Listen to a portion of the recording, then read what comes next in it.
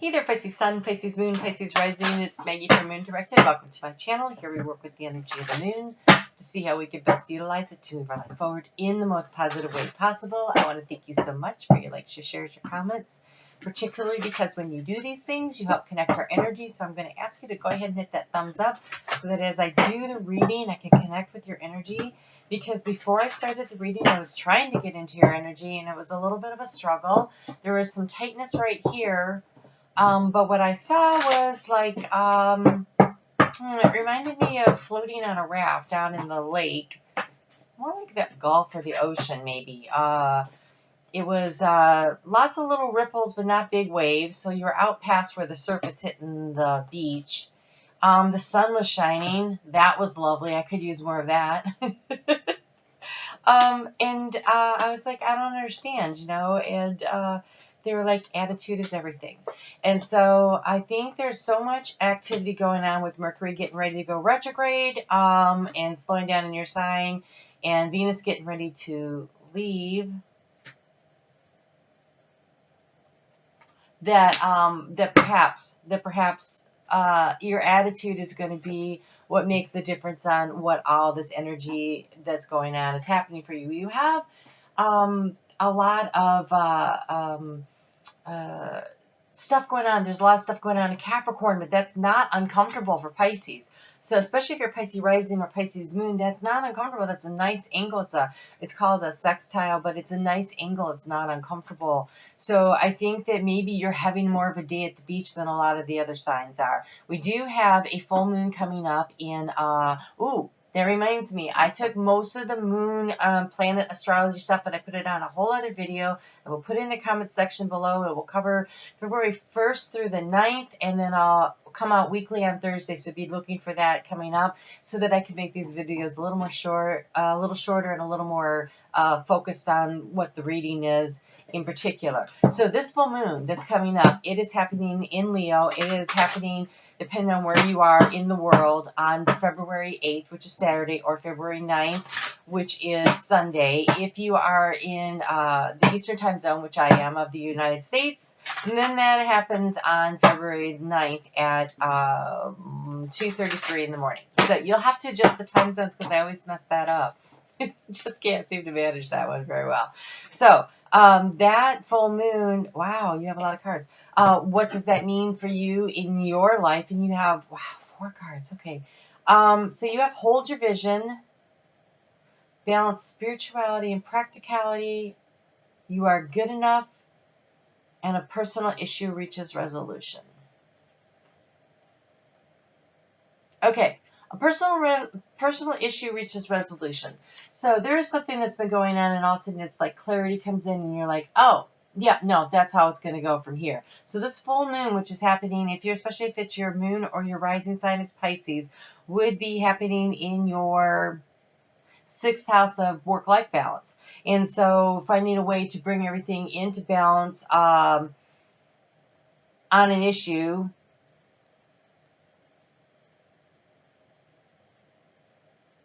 Okay, so they just said that like you have a lot of things going on, and I think it's about finding out what's important to you, what your priorities are, and so releasing the things in your life that do not work, that are holding you back from finding that sense of peace, that sense of calm out on the water, that calmness that you're looking for. Something in your personal aspect of your life, not your business aspect of your life, needs to go. So, for instance, where's the time sucks? Is it some certain relationships, or is it too much TV, or, where are you wasting time?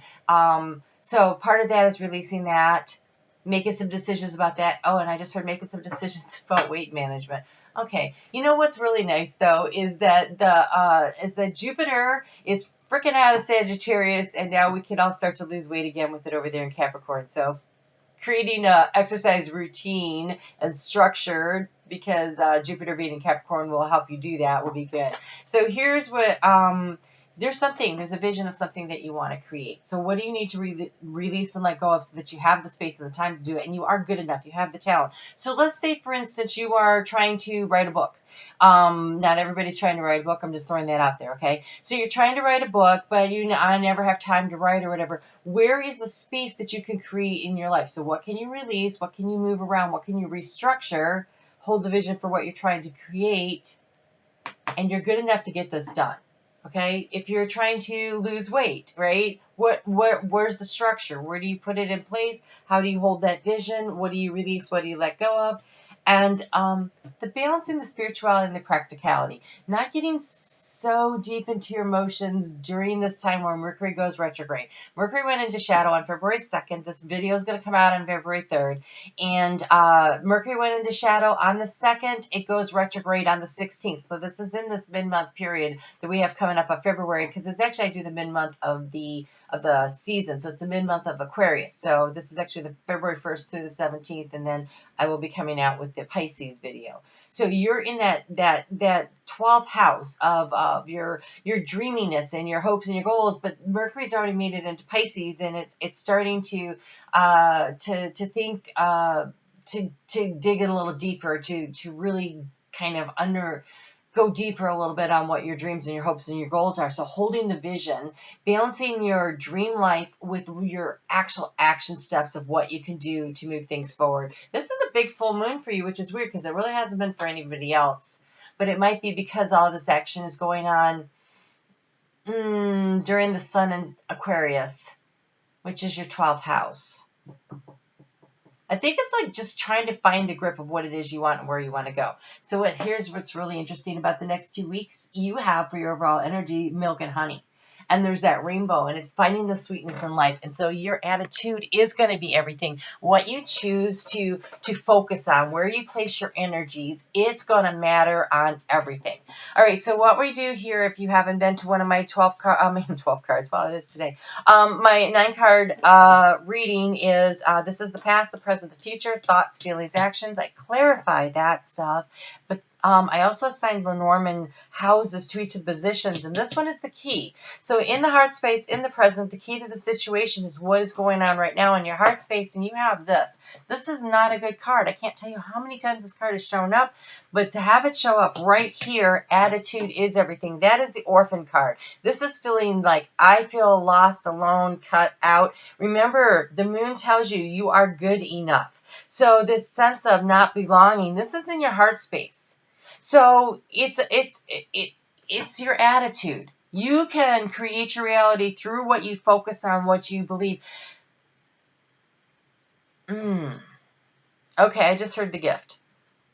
Okay, so for some people, this disconnection from family, friends, from everybody and everything, I have gone through this.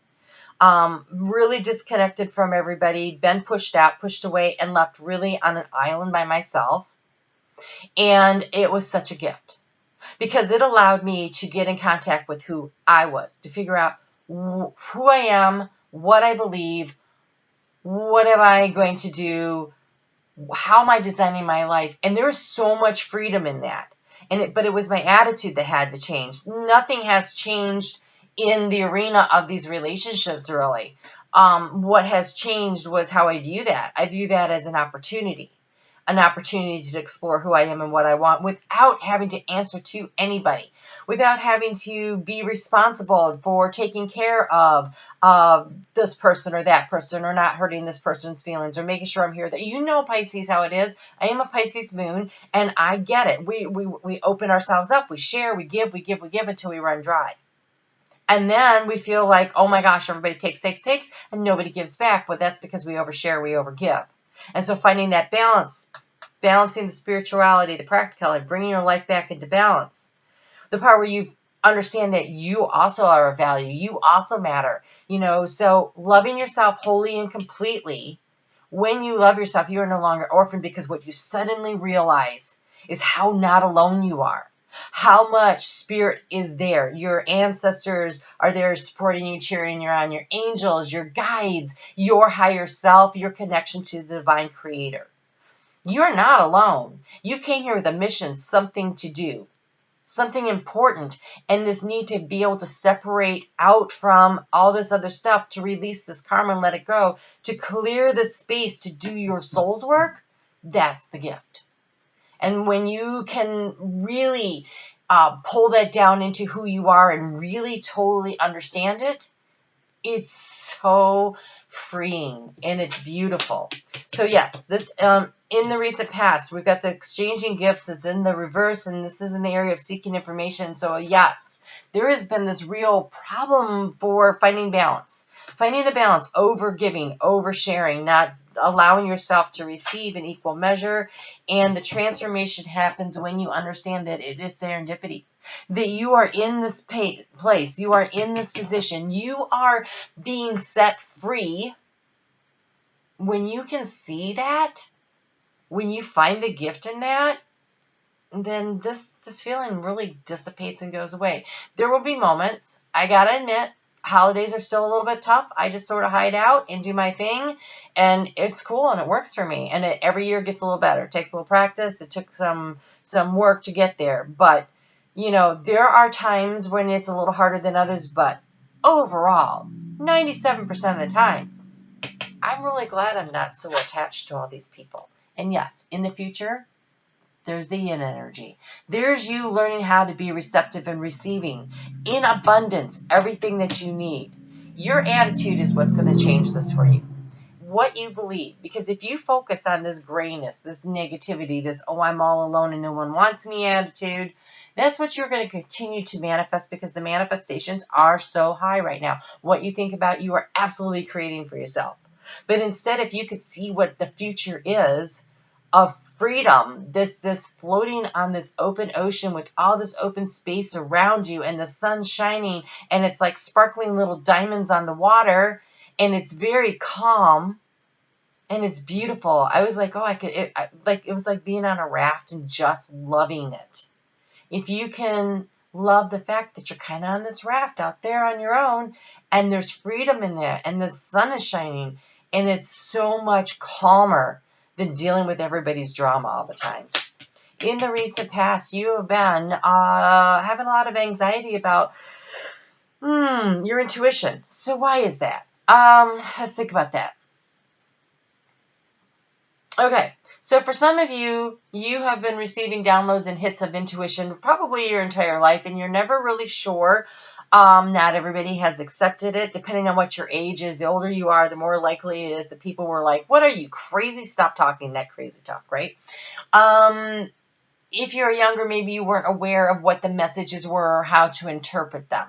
So then you have a lot of doubts and anxieties about it. Or as you're learning the language, the spirit language. So for instance, when I first started really developing my spiritual language, you know, like the different language tools that I use to communicate with spirit, I would know stuff, but I couldn't quite, and I still sometimes, but it's gotten better. Sometimes I'm not really for sure about exactly, timing is one thing, for instance.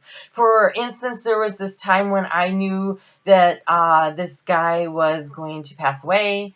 I misinterpreted it as he already had, and I was like 24 hours ahead of the deal, and I stuck my foot in my mouth. And really, really hurt some people unnecessarily. And it was my bad. I should not have said anything. But it's what happened. You know, I actually saw it happening. I saw what happened. And I thought it had already happened. And so it's this learning how to interpret. And there's this anxiety and this unsureness about where your skill set is. And you just have to keep practicing and meditating and balancing the spirituality with the practicality. And that comes from regular communication with spirit and developing those language skills with spirit so that you understand what you're seeing, being able to hear it, to interpret it, to read the visions and go, well, what does that mean? And be able to sense into the yeses and the nos and it's practice because it's a language. So just like when you were in school and you were learning your ABCs, that's what it's like when you start learning how to communicate with spirit. It is like practice, practice, practice. You know, it's continuous. And I notice if I don't spend regular times, it gets a little rusty really fast. I mean, so I have to make sure that I'm making time for it. In the space of the heart, you got the TikTok, and the TikTok, in the space of the heart. This card has come up a couple times, and I'm never 100% sure what the message is when they send me this card, when it's not in the now, in the action. When it's in the action space, I know where it is. Came up in the thoughts earlier, now here it is in the heart.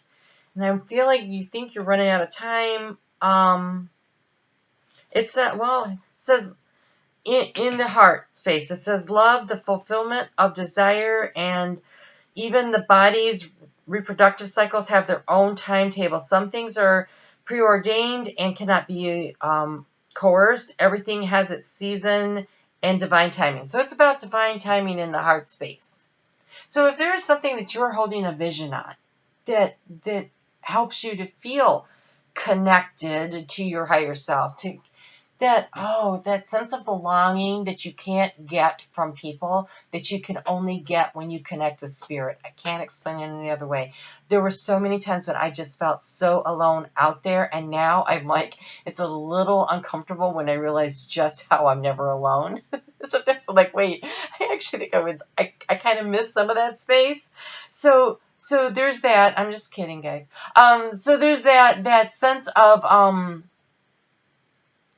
putting it in divine timing, understanding in your heart that the relationships, the people that are supposed to be there will be there in divine timing. And this alone time that you're getting right now is time to develop your relationship with spirit. And so not worrying so much about when you start connecting with other people in more intimate relationships where they start developing again. This alone time and space is not necessarily a bad thing, and it's about your attitude. So here in the recent past, you have co-create with spirit, but it's here in the obstacles position, and it's in the reverse, which tells me that you have been struggling with some kind of a project, something that you're trying to co-create, and you need to hold your vision on it. And this alone time, this is actually the gift. The gift is that you have the time to develop it. And here you have new life in the current position. It's in the reverse. And what that is saying is that the new opportunity, the breaking out of your shell, the stretching, the growing, she has wings, the ability to start flying, that action, it's kind of delayed right now. And with Mercury starting to slow down and go into retrograde, this is a time for you to allow things to go slow, to allow things to develop. You can work on your step-by-step stuff, work on your communication with spirit. You know, if you're trying to do a creative project, spend consistent time, because Capricorn, Saturn is ruling the energy of this year, and Saturn says you need to be disciplined, action oriented every day, put in the time. So even if you only sit down for half an hour every day and journal about what you're trying to create, or put some concrete step to it but consistently, then you can, when Mercury goes direct, I think things are going to flip around and you're going to see where you're going. Wow, this is you. Okay, attitude is everything. We have poised for the outcome in the reverse, which tells me, yes, everything is going to feel kind of frozen, like not moving very fast, but Mercury is in your sign. Neptune's hanging out there. Mercury is going to cross over. Does it? Maybe it doesn't conjunct with.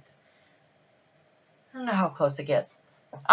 But your dreams are being impacted. There's all these things, but here's what I really hate. Is this card is here, the never-ending story.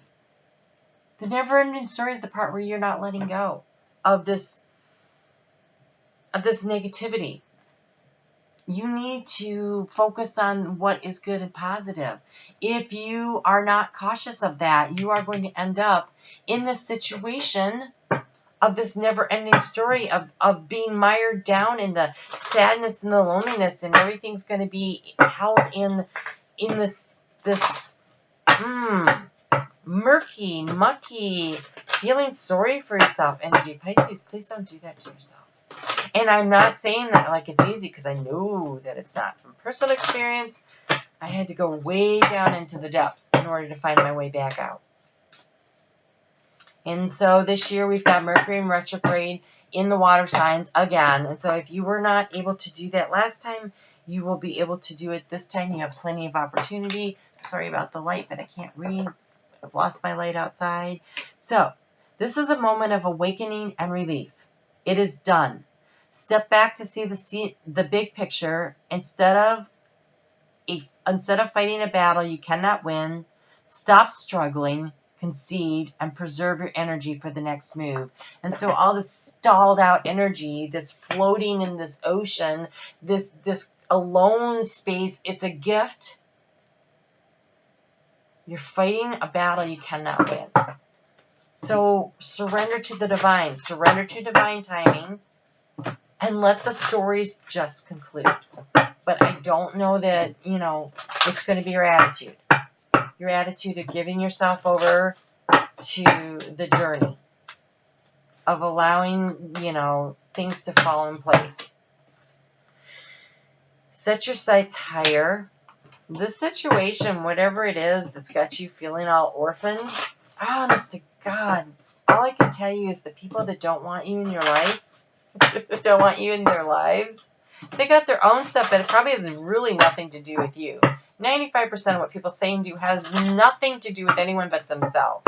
And so they're fighting their own demons and they're working through their own karma. Everybody that's here on this planet right now has been working through karma. Everybody that's here on this planet that was born before, let's say, 2000, they're here fighting to work through their karma. That's why we're here trying to get this stuff done. And so set your sights higher. Allow the karma to be worked through. And then you have Angel of Miracles. Open your heart and expect a miracle. It is going to be about your attitude. It's going to be about you surrendering to divine timing. It is going to be about you being willing to forgive yourself, forgive others for being human, and asking St. Michael to come in and cut the cords of negative energy, to cut the karmic ties. Let them dissolve into light. Visualize the sword of truth slicing these massively negative energy tendrils that come out around us and connect us to all these negative things. And if you ask St. Michael to come in that big, bright, shiny sword of truth, slicing through them, and as soon as it hits it, just imagine, visualize, witness the black cords of energy, once they are cut, them turning into sparkly diamond-like white light and just dissipating and being turned over spirit and releasing you and setting you free and letting you go.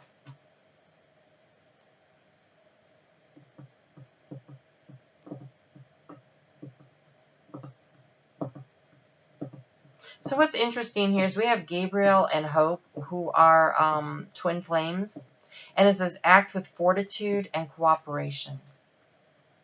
If there is a twin flame, oh gosh, I can't even want to talk about this. If there is a twin flame relationship that's making you feel so orphaned and out there and not alone,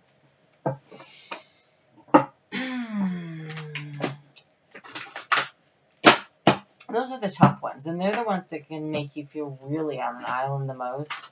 But there are many timelines, and maybe in another timeline things are going a little smoother. You're working through things. You came here to learn and grow together.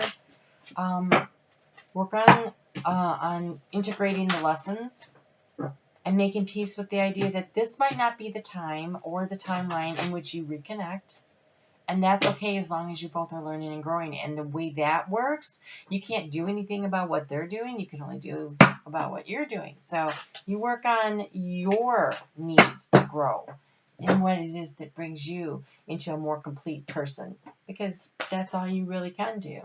And so we have my mental and emotional bodies are balanced. I attract nurturing people, and the gemstone is rhododendite. So pink stones, so if you have like some rose quartz, if you can't find rhododendite, then get that for yourself. But focus on that heart space being pink and welcoming in the nurturing and the love and the care. I am loved, I am lovable, I am loving. I am loved, I am lovable, I am loving.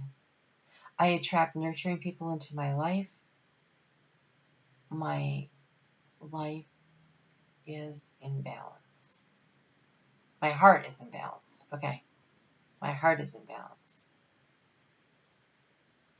I attract nurturing people into my life. My heart space. My heart space is your heart chakra. Okay.